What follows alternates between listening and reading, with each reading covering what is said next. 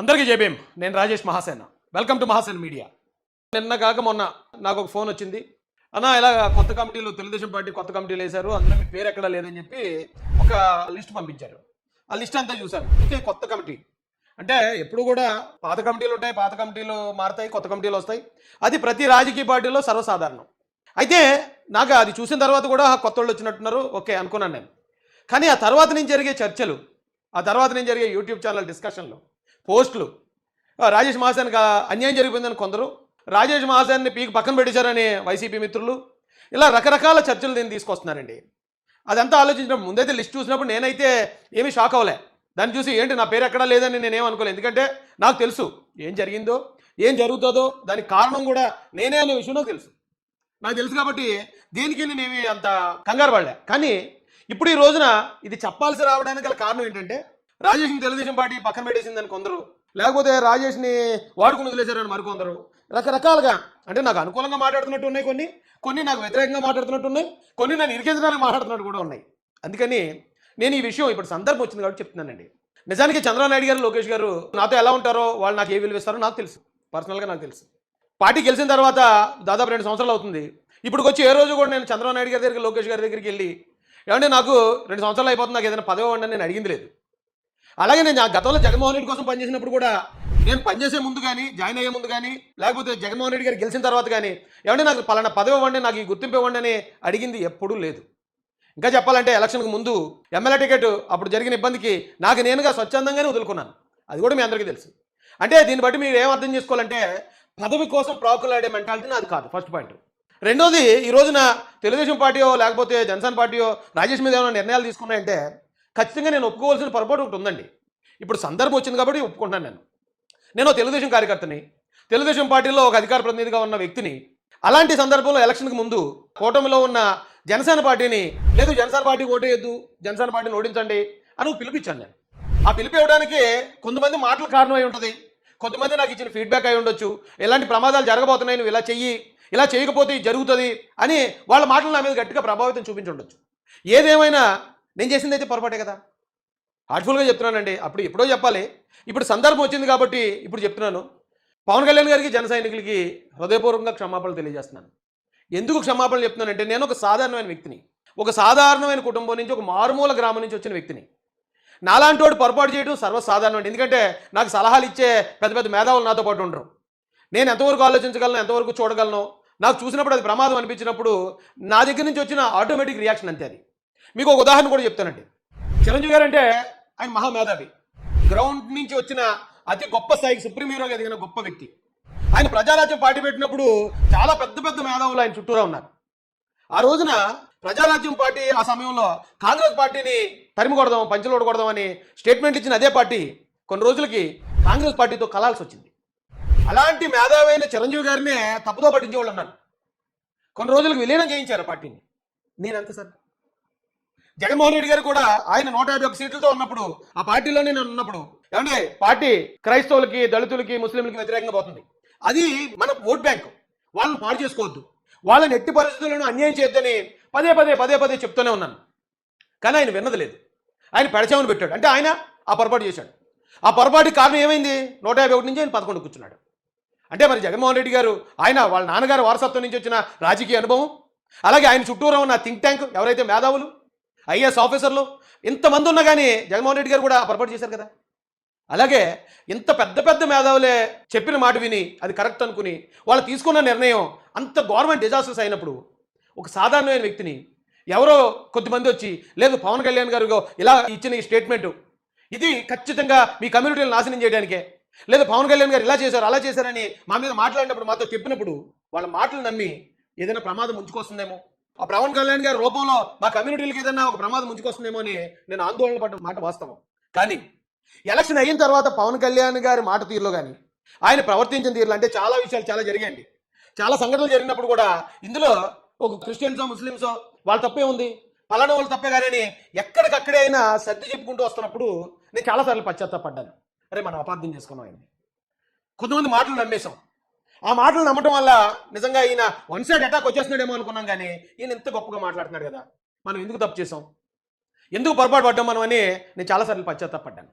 కానీ ఒక్కొక్కసారి మనం తీసుకునే నిర్ణయం అది ఒక జీవితకాలం ఆలస్యం చేసేస్తుందండి అన్నింటికి. నేను దానికి ప్రిపేర్ అయ్యాను. నేను శిరసా వహించాను. ఇప్పుడు కూడా పార్టీ నిర్ణయం ఏదైనా కానీ శిరసా వహించడానికి రెడీగా ఉన్నాను. ఇక పవన్ కళ్యాణ్ గారి విషయం వచ్చేటప్పటికండి, పవన్ కళ్యాణ్ గారిని నేను వైసీపీలో ఉన్నప్పుడు తీవ్రంగా విమర్శించాను. అంటే వైసీపీ స్టైలే, ఎంత ఘాటుగా మనం విమర్శిస్తే అంత గుర్తింపు ఉంటుంది ఆ పార్టీలో. ఆ క్రమంలో చాలా ఘాటుగా విమర్శించాను. అప్పుడు విమర్శించిన తర్వాత ఎప్పుడైతే వైసీపీ అధికారంలోకి వచ్చిన తర్వాత దళితుల మీద, లేకపోతే క్రైస్తవుల మీద, ముస్లింల మీద, మైనారిటీల మీద వ్యతిరేకమైన పరిపాలన జరుగుతుందో ఆ రోజు గ్రహించాం, బయటకు వచ్చాం. అరే వీళ్ళు చూపించినట్టు కాదు పవన్ కళ్యాణ్ గారు, ఆయన కులమతాలకు అతీతంగా ఉన్నాడు, అలాంటి వ్యక్తిని అనవసరంగా మనం అపార్థం చేసుకున్నామే అని ఆ రోజే నేను చెప్పాను. ఆ రోజు నేను క్షమాపణ చెప్పాను. ఆ రోజు నుంచి నాకు నేనుగా జనసేన కార్యకర్తగా పనిచేశాను. ఇప్పుడు పవన్ కళ్యాణ్ గారి గురించి మాట్లాడినప్పుడు చాలామంది మాట్లాడతారండి. ఇప్పుడే కాదు, ఎప్పటి నుంచో విమర్శించే వాళ్ళు ఉంటారు, ఆయనకు అనుకూలంగా మాట్లాడే వాళ్ళు ఉంటారు. కానీ ఒక ఎగ్జాంపుల్ చెప్తాను. పవన్ కళ్యాణ్ గారు సినిమాల్లో యాక్ట్ చేస్తూ ఉంటారు. వేరే వేరే డైరెక్టర్లు ఆయన చూపించే విధానం వేరుగా ఉంటుంది. త్రివిక్రమ్ శ్రీనివాస్ గారు ఆయన చూపించే విధానం వేరుగా ఉంటుంది. అందరూ డైరెక్టర్లే. అలాగే పవన్ కళ్యాణ్ గారి గురించి మాట్లాడేవాళ్ళు చాలామంది వేరు వేరు కోణాల్లో చూపించేవారు. బట్ నా కోణం మాత్రం నేను ప్రత్యేకంగా చూపించేవాడిని. నా కోణంలో నేను చూపించినప్పుడు పవన్ కళ్యాణ్ గారి గురించి నేను మాట్లాడేటప్పుడు అది ఏ వీడియో మాట్లాడినా మినిమం 500,000, ఒక 5-6 లక్షల మందికి చేర్చగలిగేవాడిని అప్పుడున్న పరిస్థితి. లేకపోతే అక్కడ పవన్ కళ్యాణ్ గారు తీసుకున్న నిర్ణయం దాన్ని దాదాపు 5-6 లక్షల మందికి, ఇంకా మిలియన్స్ అది వేరే విషయం, ఆయన నిర్ణయాన్ని ప్రజల్లో బలంగా తీసుకెళ్ళగలిగే ఉండండి. ఒకసారి మీకు ఒక చిన్న ఎగ్జాంపుల్ కూడా చూపిస్తాను. నేను ఇందాక అన్నాను కదండి పవన్ కళ్యాణ్ గారి కోసం, ఇదే ఎలక్షన్ తర్వాత మాట్లాడిన వీడియో 22,000 మంది లైక్ చేస్తే 6,37,000 మంది చూశారు. పవన్ కళ్యాణ్ గారికి అనుకో, అంటే ఆయన్ని వ్యతిరేకించిన తర్వాత మాట్లాడిన వీడియో ఇది. డిప్యూటీ సీఎం గారి గురించి అప్పుడు నేను మాట్లాడింది దాదాపు 1,00,000 మంది లైక్ చేస్తే 15 లక్షల మంది, అంటే 1.5 మిలియన్. ఆయన గురించి ఏ క్వాలిటీ చెప్పాలన్నా నా స్టైల్లో నేను చెప్తే ప్రజల్లోకి చాలా బలంగా వెళ్తుందండి. ఇది 68,000 మంది ఇష్టపడితే 1 మిలియన్ మంది చూశారు. ఇది 17 లక్షల మంది చూశారండి, 56,000 మంది లైక్ చూశారు పవన్ కళ్యాణ్ గారి గురించి నేను మాట్లాడిన మాటలు. అయితే పవన్ కళ్యాణ్ గారి గురించి మాట్లాడే చాలా మంది ఉన్నారు, నేను కాదంట్లే. కానీ ఒక్కొక్కరు ప్రజెంటేషన్ ఒక్కోలా ఉంటుంది. ఆ ప్రజెంటేషన్ నచ్చిన వాళ్ళు మాత్రం ఖచ్చితంగా ఆ యాంగిల్ని అర్థం చేసుకుంటారు, పవన్ కళ్యాణ్ గారిని అర్థం చేసుకుంటారు. ఇది 7 లక్షల మంది చూశారండి, 27,000 మంది ఇష్టపడ్డారు. 28,000 మంది ఇష్టపడ్డారు, 5,07,000 మంది చూశారు. ఇది 500,000 చూశారు, 22,000 మంది. ఇవన్నీ పవన్ కళ్యాణ్ గారి కోసం నేను మాట్లాడినయే. 4,50,000 మంది చూశారు, 22,000 మంది. ఇది పవన్ కళ్యాణ్ గారి కోసమే. ఇది 4 లక్షల చిల్లర, 13,000. ఇలా పవన్ కళ్యాణ్ గారి కోసం నేను ఎంతో కష్టపడ్డది ఉంది. కానీ పవన్ కళ్యాణ్ గారి విషయంలో, జనసేన విషయంలో నేను పొరపాటు చేసింది ఉంది. ఉంటాయి కదండి, రాజకీయాలు అంటేనే అలాంటి పరిస్థితులు ఉంటాయి. ఆయన ఒక స్టేట్మెంట్ ఇవ్వడం 400 సీట్లు అని చెప్పి, అప్పటికి బీజేపీ వారి మీద కూడా విపరీతమైన భయాందోళనలు ఉంటాయి మాకు. అమ్మో 400 సీట్లు వస్తే వాళ్ళు రాజ్యాంగం రద్దు చేసేస్తారని, వాళ్ళు మైనార్టీల మీద దాడులు చేస్తారని ఒక ప్రచారం పెట్టేశారు. దాన్ని కూడా నమ్మాం మేము. కానీ ఇప్పుడు మరి అధికారంలో బీజేపీ ఉంది, మరి ఈ రాష్ట్రంలో ఏ మైనారిటీల మీద లేకపోతే ఏ క్రిస్టియన్స్ మీద ఎక్కడ దాడులు జరిగాయి? ఒకవేళ అలా అంటే ఉండిలో జరుగుతున్న విషయాల గురించి చెప్తారు. ఉండిలో జరిగేది అది కులాల మతాలు కూడా కాదు, కంప్లీట్ పాలిటిక్స్. అది కొంచెం జ్ఞానం ఉన్న వాళ్ళకి అర్థమవుతుంది. అలా ఆ విషయంలో కొంచెం పొరపాటు చేశానండి. పొరపాటు చేశాను కాబట్టి వేళ లోకేష్ గారు కానీ, చంద్రబాబు నాయుడు గారు కానీ పవన్ కళ్యాణ్ గారికి ఇచ్చే విలువ మీరు చూడండి. నిన్న మొన్న లోకేష్ గారికి వర్కింగ్ ప్రెసిడెంట్ ఇచ్చినప్పుడు పవన్ కళ్యాణ్ గారు ఆయన్ని అభినందిస్తూ ఒక లెటర్ రిలీజ్ చేశారు.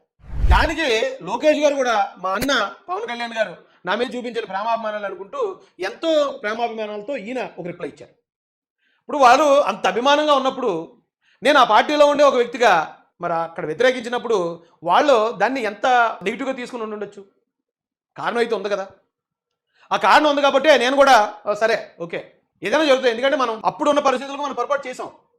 పొరపాటు చేసినందుకు దానికి తగ్గ మూల్యం మనం చెల్లించాల్సిందే. ఏదైనా కానివ్వండి, సరే చూద్దాం. అయితే నేను ఇప్పుడు కూడా ఈ విషయాన్ని ఇప్పుడు ఎందుకు చెప్తున్నానంటే సందర్భం వచ్చింది. రాజేష్ని తెలుగుదేశం పార్టీ ఏదో వాడుకుని వదిలేసిందనో, రాజేష్ మీద పవన్ కళ్యాణ్ గారు లేకపోతే జనసేన వారు ఏదో కుట్రగా కక్ష తీర్చుకుంటున్నారనో ఒక ప్రచారాన్ని మళ్ళీ విపరీతంగా పెట్టేస్తున్నారు. దానికి నాకు ఏ విధమైన సంబంధం లేదండి. ఇప్పుడు జరుగుతున్నది ఏదైనా పార్టీని, ఇప్పుడు ఎగ్జాంపుల్ చెప్తానండి. ఇండియన్ క్రికెట్ టీం ఉంటుంది. క్రికెట్కి కొన్ని వేల మంది క్రికెటర్స్ నుంచి 14 మందిని సెలెక్ట్ చేస్తారు. చీఫ్ సెలక్షన్ కమిటీ ఉంటుంది, దానికి ఒక కోచ్ ఉంటాడు. ఆ 14 మందిని ఎలా సెలెక్ట్ చేస్తారు?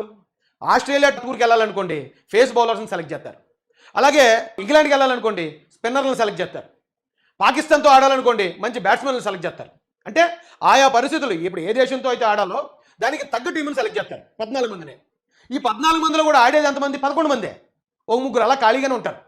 ఈ ముగ్గురు కూడా ఎందుకంటే అప్పుడున్న ఆ పిచ్ పరిస్థితి లేకపోతే ఆ గేమ్ ప్లాన్ ప్రకారం ఎవరిని దింపాలి, ఎవరిని ఓపెనర్ దింపాలి, ఎవరిని మిడిల్ ఆర్డర్ దింపాలి, ఎవరిని బౌలింగ్ వేయించాలి, అప్పటికప్పుడు నిర్ణయం తీసుకుంటారు. రాజకీయ పార్టీ కూడా అంతే.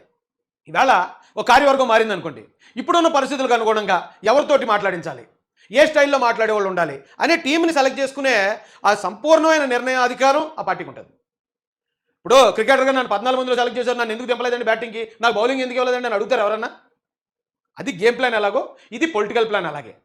సో ఈ ప్లాన్ ప్రకారం ఈ రోజుకి కొత్త టీం ఎవరు ఉండాలి, ఎవరు అధికార ప్రతినిధులు ఉండాలి, ఎవరు జాతీయ అధికారులు, ఎవరు పొలిట్ బ్యూరో ఉండాలి, ఎవరు ఇది ఉండాలి అని ఈ సందర్భానికి తగ్గట్టు ఖచ్చితంగా పార్టీ నిర్ణయం తీసుకుంటుంది. ఆ నిర్ణయాన్ని తెలుగుదేశం పార్టీలో ఉన్న లక్షలాది మంది యాక్సెప్ట్ చేసి తీరాల్సిందే. ఎందుకు చెప్తున్నాను ఇదంటే, నేను పార్టీలోకి వెళ్ళి అతి కొద్ది సమయంలోనే నన్ను పిలిచి రాష్ట్ర అధికార ప్రతినిధి ఇచ్చారు, ఎమ్మెల్యే టికెట్ ఇచ్చారు. తర్వాత విషయాలు తర్వాత పక్కన పెడదామండి. కానీ పార్టీలో అప్పటికే 40 సంవత్సరాల నుంచి ఉన్న వాళ్ళు చాలామంది ఉన్నారు. మరి వాళ్ళు ఎవరికి ఇవ్వకుండా నాకెందుకు ఇచ్చారు సార్, నాకు ఇవ్వకండి సార్, వాళ్ళందరూ సీనియర్లు సార్ అని అప్పుడు నేను అనలేదు కదా.